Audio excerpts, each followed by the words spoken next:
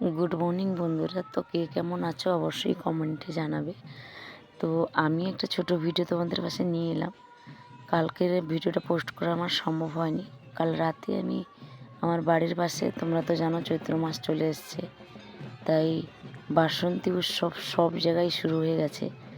তো আমি একটু মেলাতে ঘোরাফেরা করতে গেছিলাম, সেই জন্য তোমাদের ভিডিওটা শেয়ার করলাম। মেলাটা তো কেমন সাজিয়েছে তোমরা দেখলে।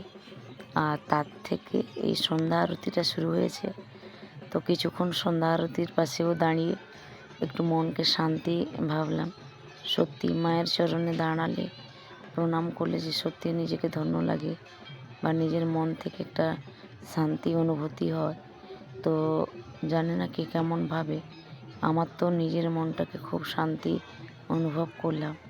আর বছরে মায়ের চরণে একইবার আরাধনা করার সৌভাগ্য পেয়ে থাকি, তাই তোমাদের সঙ্গেও শেয়ার করলাম।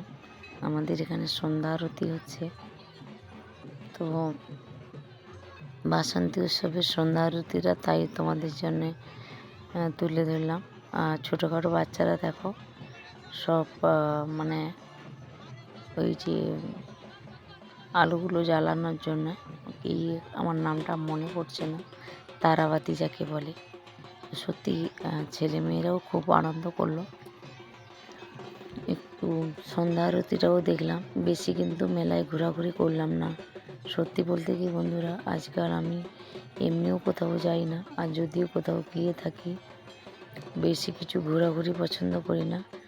ভাই বোনের সঙ্গে দেখা হলো মেলায়, দু একটা সেলফি তুললাম, তার সঙ্গে সঙ্গে ছেলে মেয়েকেও ঘুরিয়ে আনলাম।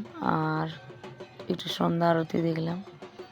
দেখে বাড়ি ফেরার সময় তো ভাবলাম খুব ভালো যাত্রা অনুষ্ঠান হচ্ছে, সিরিয়ালের নায়িকা এসছে, তাই একটু যাত্রা দেখার জন্যও বসে গেলাম। দেখে বেশিক্ষণ থাকলাম না, উঠে চলে এলাম। যেহেতু যাত্রাটা খুবই ভালো হচ্ছে, কিন্তু আমার শরীরটা ভালো ছিল না, তাই তাড়াতাড়ি চলে এলাম।